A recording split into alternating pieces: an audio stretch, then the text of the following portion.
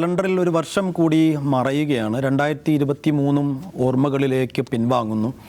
2023 ഏതെല്ലാം നിലയ്ക്ക് സംഭവബഹുലമായി എന്ന് ചോദിച്ചാൽ നമ്മുടെ മുന്നിൽ ആദ്യം എത്തുക തീർച്ചയായും ഗസയിലെ നിരത്തിവെച്ച മിഠായി പൊതികൾ പോലെ നിരത്തിവെച്ച കുഞ്ഞുമക്കളുടെ മൃതദേഹങ്ങൾ തന്നെയായിരിക്കും. അപ്പോൾ ഗസ യുദ്ധം തന്നെയായിരിക്കും 2023 ഏറ്റവും പ്രധാനപ്പെട്ട സംഭവം ഏതാണെന്ന് ചോദിച്ചാൽ നമ്മുടെ മുന്നിലേക്ക് വരിക. ആഗോളതലത്തിൽ അത്തരം ഒരുപാട് സംഭവങ്ങൾ ഉണ്ടായി. ഇനിയിപ്പോൾ ദേശീയ തലത്തിലേക്ക് വരികയാണെങ്കിൽ തന്നെ ഇന്ത്യയിൽ പുതിയ പാർലമെൻറ്റ് മന്ദിരം ഉദ്ഘാടനം ചെയ്യപ്പെട്ടത് 2023 മണിപ്പൂരിലെ വലിയ സംഭവങ്ങൾ ഉണ്ടായത് 2023 ദേശീയ രാഷ്ട്രീയത്തെ പിടിച്ചുകുലുക്കിയ വലിയ സംഭവങ്ങൾ ഉണ്ടായി. 5 സംസ്ഥാനങ്ങളിലേക്കുള്ള തെരഞ്ഞെടുപ്പിൽ BJP വലിയ നേട്ടമുണ്ടാക്കി. ഇപ്പം 2024 അടുത്ത വർഷം ലോക്സഭാ തെരഞ്ഞെടുപ്പ് വരാനിരിക്കുന്നു. അതിനുള്ള ഒരുക്കമെന്നോണം BJPയുടെ ഭാഗത്തു നിന്നുള്ള വലിയ ഓപ്പറേഷൻസും നീക്കങ്ങളും ഒക്കെ ഉണ്ടാകുന്നത് നമ്മൾ കണ്ടു. ഇന്ത്യ എന്ന മുന്നണി നിലവിൽ വന്ന ഒരു വർഷം കൂടിയാണ് 2023.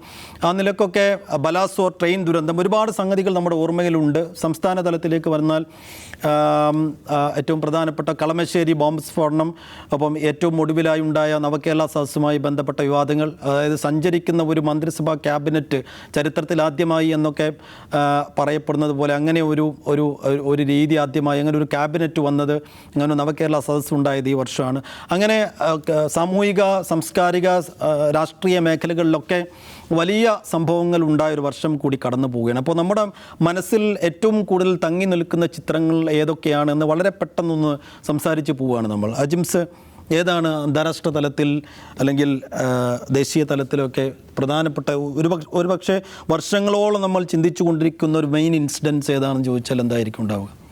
ഈ 2020 സംബന്ധിച്ച് വ്യക്തിപരമായിട്ട് എനിക്ക് ഒന്നും ഓർത്തു വയ്ക്കാൻ കഴിയുന്നില്ല. അത്ര പെട്ടെന്ന് ഫോട്ടോ ഫിനിഷിൽ പെട്ടെന്ന് പോയി. ജനുവരി വന്നതും കണ്ടു, ഇപ്പോൾ ഡിസംബർ ആവുന്നതും കണ്ടു എന്നുള്ളതാണ്. വളരെ സംഭവബഹുലമായിരുന്നു. ഒന്ന് 2 ഈ കോവിഡ് കഴിഞ്ഞതിന് ശേഷം ആളുകളൊരു ഫുൾ ഫ്ലെഡ്ജായിട്ട് ജീവിക്കാൻ തുടങ്ങിയതിൻ്റെ ഒരു വേഗത ഈ 2020 ഉണ്ടായിരുന്നു. അല്ല, ഓർത്തു വയ്ക്കാൻ കഴിയുകയെന്ന് പറഞ്ഞാൽ സ്വാഭാവികമായിട്ട് ഇപ്പോൾ നടന്നുകൊണ്ടിരിക്കുന്നത് ഓൺ ഗോയിങ് ഗസ വാർ തന്നെയായിരിക്കും 2023 ചരിത്രത്തിൽ അടയാളപ്പെടുത്തുക. അത് 2023 നിന്ന് ക്യാരി ഓവർ ചെയ്ത് 2024 നീളും എന്നുള്ള കാര്യത്തിൽ ഒരു തർക്കവും വേണ്ട. ഒക്ടോബറിലാണ് തുടങ്ങിയെങ്കിലും ഡിസംബറിൽ അത് അവസാനിച്ചിട്ടില്ല. എന്ന് അവസാനിക്കും എന്ന് ഊഹിക്കാൻ പോലും കഴിയുന്നില്ല. ആർക്കും ഒന്നും പ്രവചിക്കാൻ കഴിയാത്ത അവസ്ഥയിലാണ് ഈ ഡിസംബർ 31 കഴിഞ്ഞു പോകുന്നത്.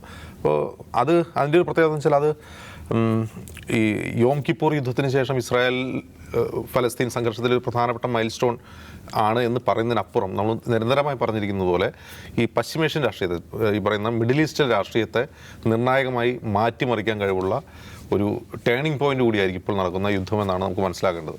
അത് 2024 എന്ന് അവസാനിക്കുമോ, 2024 അവസാനിക്കുമോ, 2024 എപ്പോഴും അവസാനിക്കുമോ ഒന്നും നമുക്കിപ്പോൾ പ്രവചിക്കാൻ കഴിയാത്ത ഒരു സിറ്റുവേഷനിലാണെന്നുള്ളത്. വേറെയും ഒരുപാട് സംഭവങ്ങൾ ഈ അന്താരാഷ്ട്ര തലത്തിൽ എന്ന് പറഞ്ഞാൽ കുറേ കൂടി ഇപ്പോൾ ഒന്ന് യുക്രൈൻ യുദ്ധമാണ്. യുക്രൈൻ യുദ്ധം 2022 ഫെബ്രുവരിയിൽ തുടങ്ങിയതാണ്. പക്ഷേ ഇപ്പോഴും ആ യുദ്ധം നടന്നുകൊണ്ടിരിക്കുക. പക്ഷേ 2021 നമ്മൾ കാണുന്നത് വെച്ചാൽ അന്ന് യുക്രൈനോടൊപ്പം നിൽക്കുന്നു എന്ന് തോന്നിയ പാശ്ചാത്യ രാജ്യങ്ങൾ, പ്രത്യേകിച്ചും യൂറോപ്പും അമേരിക്കയും ഇപ്പോൾ അത്ര ചൂടോടെ അവരോടൊപ്പം ഉണ്ട് എന്ന് പറയാൻ കഴിയില്ല. അവർക്ക് എത്ര നാൾ സഹായം കൊടുക്കാൻ പറ്റും, റഷ്യക്കെതിരെ എത്ര നാൾ അവരോടൊപ്പം നിൽക്കും, യുക്രൈനോടൊപ്പം നിൽക്കും എന്നിപ്പോൾ പറയാൻ കഴിയാത്തൊരവസ്ഥയുണ്ട്. അത് റഷ്യയ്ക്കൊരു അഡ്വാൻറ്റേജ് നൽകിയിട്ടുണ്ട്. റഷ്യയെ സംബന്ധിച്ച റഷ്യയ്ക്കും ആ ഒരു യുക്രൈൻ യുദ്ധം ഒരു വിജയിച്ച യുദ്ധമാണെന്ന് പറയാൻ കഴിയില്ല. അതിശക്തമായ ചെറുത്തുനിൽപ്പ് യുക്രൈൻ ആർമിയിൽ നിന്നുണ്ടായിട്ടുണ്ടാവും. യുക്രൈൻ സിവിലിയൻസ് പോലും അവർ ചെറുത്ത് നിന്നു.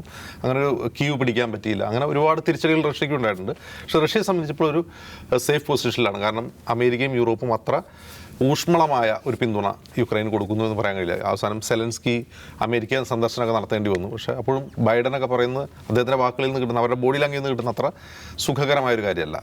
പിന്നെ ലോകരാഷ്ട്രീയത്തിൽ ഉണ്ടായ ഒരു മാറ്റം, ഈ യുക്രൈൻ യുദ്ധവും ഗസ യുദ്ധമൊക്കെ വെച്ച് നോക്കുമ്പോൾ തന്നെ ഉണ്ടാകുന്ന ഒരു മാറ്റം, ഒരു മൾട്ടി പോളാർ വേൾഡ് ഓർഡറിലേക്ക് ലോകം വളരെ വേഗം പോയിക്കൊണ്ടിരിക്കുകയാണ്. കാരണം നേരത്തെ അമേരിക്ക മാത്രം പ്ലെയർ ഉണ്ടായിരുന്ന ഒരു സ്ഥലത്ത് ഇപ്പോൾ റഷ്യയുണ്ട്, ഇറാനുണ്ട്, ചൈനയുണ്ട്, ഇന്ത്യയുണ്ട്. ഇന്ത്യ ഒരു പ്ലെയർ തന്നെയാണ്. അങ്ങനെ വ്യത്യസ്ത ശക്തികളുടെ ഒരു മൾട്ടി ആക്സിസ് അല്ലെങ്കിൽ ഒരു മൾട്ടി പോളാർ വേൾഡ് ഓർഡറിലേക്ക് ലോകം അതിവേഗം മാറിക്കൊണ്ടിരിക്കുകയാണ്. അതിന് ഗുണവും ദോഷവുമുണ്ട്. ഗുണങ്ങളുള്ളപ്പോൾ ദോഷമുണ്ട്. അതിന് ഗുണം എന്ന് പറഞ്ഞാൽ ഒന്ന്, പലരുടെയും ശബ്ദങ്ങൾ കേൾപ്പിക്കപ്പെടുന്നു. നേരത്തെ ഒരാളുടെ മാത്രം ശബ്ദം അല്ലെങ്കിൽ ഒരു ശക്തിയുടെ മാത്രം ശബ്ദം കേൾപ്പിക്കപ്പെടുമ്പോൾ പല രാജ്യങ്ങളിലും ശബ്ദം കേൾപ്പിക്കപ്പെടുന്നുണ്ട്.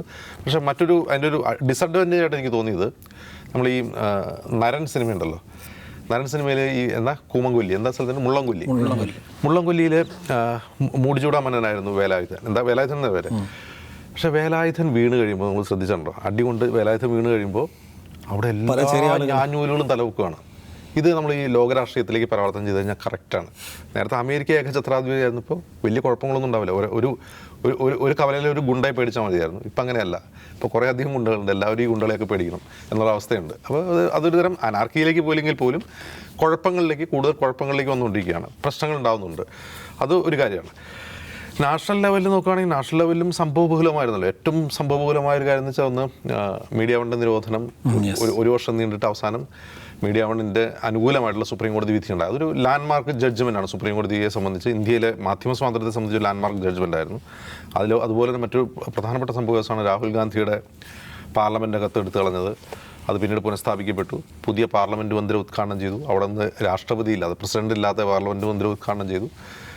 അങ്ങനെ ഒരുപാട് സംഭവവികാസങ്ങളോടെ പോയി. ഈ കായിക താരങ്ങളുടെ പ്രൊട്ടസ്റ്റ് പാർലമെൻറ്റ് അത് നേരത്തെ തുടങ്ങിയതാണെങ്കിൽ പോലും ജനുവരിയിൽ സ്റ്റാർട്ട് ചെയ്തതാണ്. പിന്നെ അത് പാർലമെൻറ്റ് മന്ദിരത്തിൻ്റെ ഉദ്ഘാടനത്തിന് മുമ്പിൽ അവരെ പോലീസ് വലിച്ചഴക്കുന്ന കാഴ്ച നമ്മൾ കണ്ടു. ബ്രിജ്ഭൂഷൺ ശരൺ സിംഗിനെതിരായിട്ടുള്ള പ്രക്ഷോഭം. അപ്പോൾ മൊത്തം പരിശോധിച്ച് കഴിഞ്ഞാൽ ഒരുപാട് സംഭവങ്ങൾ ഉണ്ടായിട്ടുണ്ട്. പക്ഷേ ഭയങ്കര വേഗതയായിരുന്നു 2023. ഏത് തരത്തിൽ നോക്കിയാൽ പോലും ഭയങ്കര വേഗതയുള്ളൊരു സാധനം. നല്ല സിനിമകൾ കാണാൻ പറ്റി അല്ലേ? നല്ല സിനിമകൾ കണ്ട ഒരു വർഷം കൂടിയായിരുന്നു എനിക്ക് തോന്നുന്നു. ഇപ്പം ഞാൻ തിയേറ്ററിൽ പോയിട്ട് വളരെ കുറച്ച് സിനിമ കണ്ടുള്ളൂ. ഞാൻ കൂടുതലും വീട്ടിലിരുന്നാണ് സിനിമ കണ്ടത്. ഞാൻ തിയേറ്ററിൽ കണ്ട എനിക്ക് 2 സിനിമകൾ രണ്ടോ മൂന്നോ സിനിമകൾ നല്ല അനുഭവങ്ങളായിരുന്നു. ഒന്ന് ഞാൻ കണ്ടത് പഠാനാണ്. പഠാൻ കാണാൻ പോകാൻ വേറെ ഒരു കാരണം കൂടി ഉണ്ടായിരുന്നു. ആ സമയത്ത് നിന്ന് ഷാറൂഖ് ഖാൻ്റെ കംബാക്കാണ്. കുറേ വർഷങ്ങൾക്ക് ശേഷം ഷാറൂഖ് ഖാൻ. പക്ഷേ തിയേറ്ററിൽ ഒരു അസാധ്യ എക്സ്പീരിയൻസ് ആയിരുന്നു. അങ്ങനെ ഒരു വലിയൊരു സിനിമ എന്ന് പറയാൻ കഴിയില്ല. അതൊരു മാസ് പടമാണ്. ഷാറൂഖ് ഫാൻസിനെ ഭയങ്കരമായിട്ട് തൃപ്തിപ്പെടുന്ന പടമാണ്. പക്ഷെ അത് നല്ലൊരു തിയേറ്റർ എക്സ്പീരിയൻസ് ആയിരുന്നു എന്നുള്ളതാണ്. കാരണം അതിൻ്റെ ഒരു അത്രമാത്രം ഫാൻസ് സെലിബ്രേറ്റ് ചെയ്ത, ഞാൻ അത് കാണുന്നത് സെക്കൻഡ് ഷോയ്ക്ക് മറ്റായിരുന്നു. പക്ഷെ ആ സെക്കൻഡ് ഷോയ്ക്ക് പോലും തിയേറ്റർ അത്ര ശബ്ദമുഖരിതമായിരുന്നു. അപ്പോൾ പിന്നെ കണ്ണൂർ സ്ക്വാഡ്, നേര്, അങ്ങനെ കുറേ അധികം സിനിമ ഞാൻ തിയേറ്ററിൽ കണ്ടു. പക്ഷെ അതല്ലാതെ തിയേറ്ററിലല്ലാതെയും കുറേ അധികം സിനിമകൾ കണ്ടു. നല്ല സിനിമകൾ ഇറങ്ങിയ വർഷം കൂടിയാണ് എന്ന് തോന്നുന്നു. എല്ലാ ഹിന്ദിയിലും മലയാളത്തിലും തമിഴിലുമെല്ലാം. ജയിലർ വന്നു. ജയിലറിൽ മോഹൻലാലിൻ്റെ ഒരു കാമിയോ റോൾ അത് തന്നെ വല്ലാണ്ട് സെലിബ്രേറ്റ് ചെയ്യപ്പെട്ടു. മോഹൻലാൽ ആരാധകരെ സംബന്ധിച്ച് കഴിഞ്ഞ കുറേ വർഷങ്ങളായിട്ട് നിരാശപ്പെട്ടിരിക്കുമ്പോഴാണ് ഈ ജയിലറിൽ ഒരു കാമിയോ അപ്പിയറൻസ് വരുന്നത്. പിന്നെ നേരിപ്പോൾ റിലീസ് ചെയ്യുന്നത്. അവരുടെ പുതുവർഷം, ലാൽ ഫാൻസിൻ്റെ പുതുവർഷം എന്ന് പറഞ്ഞാൽ ഭയങ്കര പ്രതീക്ഷയുടെ കൂടിയാണ്. അങ്ങനെ മലക്കോട്ടെ വാലിബൻ ജനുവരിയിൽ റിലീസ് ചെയ്യാൻ പോവാണ്. മമ്മൂട്ടിയെ സംബന്ധിച്ച് വലിയ നേട്ടങ്ങൾ ഉണ്ടാക്കിയ അദ്ദേഹം കുറേ കൂടി സ്റ്റഡി ആയിട്ട് പോയിക്കൊണ്ടിരിക്കുകയാണ്. വലിയ നേട്ടം ഉണ്ടാക്കിയ ഒരു വർഷമായിരുന്നു 2023. അദ്ദേഹത്തിൻ്റെ പല പടങ്ങളും തിയേറ്ററിൽ ഹിറ്റായി. അദ്ദേഹം ചൂസ് ചെയ്യുന്ന സിനിമകളുടെ സ്വഭാവം തന്നെ മാറി. പിന്നെ മറ്റ് പല നടന്മാരും നടിമാരൊക്കെ ഞെട്ടിച്ചു. ഇപ്പോൾ നേരിൽ തന്നെ അനശ്വര രാജൻ ഗംഭീര പ്രകടനം നടത്തി. മലയാളത്തിലൊരു എണ്ണം പറഞ്ഞ നടിയായി അനശ്വര മാറിക്കഴിഞ്ഞു ആ സിനിമയിൽ. പിന്നെ വിൻസി അലോഷ്യസിൻ്റെ രേഖ എന്നൊരു സിനിമ, അത് OTT റിലീസ് ആയിരുന്നെങ്കിൽ പോലും വളരെയധികം അപ്രീഷിയേറ്റ് ചെയ്യപ്പെട്ട സിനിമയാണ്. പിന്നെ എടുത്തു പറയേണ്ടത് ജഗദീഷാണ്. അദ്ദേഹം പല സിനിമകളിലും തിയേറ്ററിൽ ഇറങ്ങിയിട്ടുണ്ട്. വളരെ വ്യത്യസ്തമായ ക്യാരക്ടർ. അദ്ദേഹത്തെക്കുറിച്ച് അദ്ദേഹം അഭിനയിച്ച സിനിമകളിൽ നിന്നൊക്കെ വളരെ വ്യത്യസ്തമായ ക്യാരക്ടറുകളിൽ അദ്ദേഹത്തെ കാണാൻ കഴിയുന്നു. ഫാലിമി, പിന്നെ വേറെ 1-2 സിനിമകൾ കൂടിയുണ്ട്. ഇപ്പം പുരുഷപ്രേതം, അങ്ങനെയുള്ള അദ്ദേഹത്തെ ഇതൊരു റോഷാക്കിൽ അദ്ദേഹത്തിൻ്റെ പ്രകടനമൊക്കെ വളരെ നന്നായിരുന്നു. അപ്പം മൊത്തത്തിൽ എല്ലാ അർത്ഥത്തിലും നോക്കുകയാണെങ്കിലും സംഭവബഹുലവും വളരെ വേഗതയുള്ളൊരു വർഷമാണ് ഇപ്പോൾ നമ്മൾ മുമ്പിലൂടെ കടന്നു പോകുന്നത്. ഓക്കെ, നൗഫൽ, എങ്ങനെയൊക്കെയാണ് 2023 അടയാളപ്പെടുത്തപ്പെടുക? 2023 എനിക്ക് വലിയൊരു തിരിച്ചറിവുണ്ടായി എന്നുള്ളതാണ്. തിരിച്ചറിവെന്ന് വെച്ചാൽ ഒരു ചോദ്യത്തിനുള്ള ഉത്തരമാണ്.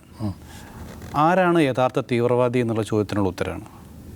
അതിനുള്ള ഉത്തരം എനിക്ക് കിട്ടിയത് ഒരു പ്രത്യേക വിശ്വാസികളുടെ ഒരു മതചടങ്ങ് നടക്കുന്നു. അവിടെ ഒരാൾ വരുന്നു, അവിടെ ഒരു ബോംബ് സ്ഫോടനം നടത്തുന്നു. അതിൻ്റെ പ്രഹരശേഷി കൂട്ടുന്നതിന് വേണ്ടി അദ്ദേഹം അതിൽ പെട്രോൾ ചേർക്കുന്നു. അങ്ങനെ 4-5 ആൾക്കാർ മരിച്ചു പോകുന്നു. പക്ഷേ അയാളെ ആരും മാധ്യമങ്ങളോ മറ്റുള്ളവരോ രാഷ്ട്രീയക്കാരോ പോലും തീവ്രവാദി എന്ന് വിളിക്കുന്നില്ല. അപ്പം എനിക്കൊരു ഉത്തരം കിട്ടി, ആരാണ് തീവ്രവാദി എന്നുള്ള ചോദ്യത്തിന് ഉത്തരം അത് ഒരു പ്രത്യേക മതത്തിൽപ്പെട്ടവരാണ് ആയെങ്കിൽ മാത്രമേ അയാൾ തീവ്രവാദിയാവുള്ളൂ എന്നുള്ളത്. അത്തരം കുറേ തിരിച്ചറിവുകൾ കിട്ടിയ ഒരു വർഷമാണ് കടന്നു പോയിട്ടുള്ളതെന്നാണ് സത്യം. പിന്നെ ബാക്കിയൊക്കെ അജിൻസ് പറഞ്ഞ അതിൽ ഉൾക്കൊള്ളുന്നു. തീർച്ചയായും. അപ്പോൾ 2023 കൂടി വിട പറയുകയാണ്. ഒരുപാട് ചിത്രങ്ങൾ, ഒരിക്കലും മായാത്ത 2023 കലണ്ടറിൽ ലോക ചരിത്രത്തിലൊക്കെ അടയാളപ്പെടുത്തപ്പെടേണ്ട ഒരുപാട് ഇൻസിഡൻസ് ഉണ്ട്. ഇതെല്ലാം കൂടി നമുക്ക് ഈ ചുരുങ്ങിയ സമയത്ത് ഓർമ്മിച്ചെടുക്കുക എന്നുള്ളത് അസാധ്യമായ കാര്യമാണ്. പക്ഷേ പ്രേക്ഷകർക്ക് ഒരുപാട് കാര്യങ്ങൾ ഓർത്തെടുക്കാനുണ്ടാവും എന്നുള്ള കാര്യത്തിൽ തർക്കമില്ല. എന്തായാലും വരുന്ന വർഷവും എല്ലാവർക്കും ഈ തരത്തിൽ പ്രതീക്ഷയുടെയും പ്രത്യാശയുടെയും ആകട്ടെ, യുദ്ധങ്ങളൊന്നുമില്ലാത്ത ഒരു നല്ല നാളേക്ക് വേണ്ടി നമുക്ക് പ്രതീക്ഷകളോടുകൂടി കാത്തിരിക്കാം. ഔട്ട് ഓഫ് ഫോക്കസ് അവസാനിക്കുന്നു. വീണ്ടും ഇരിക്കാം. നമസ്കാരം.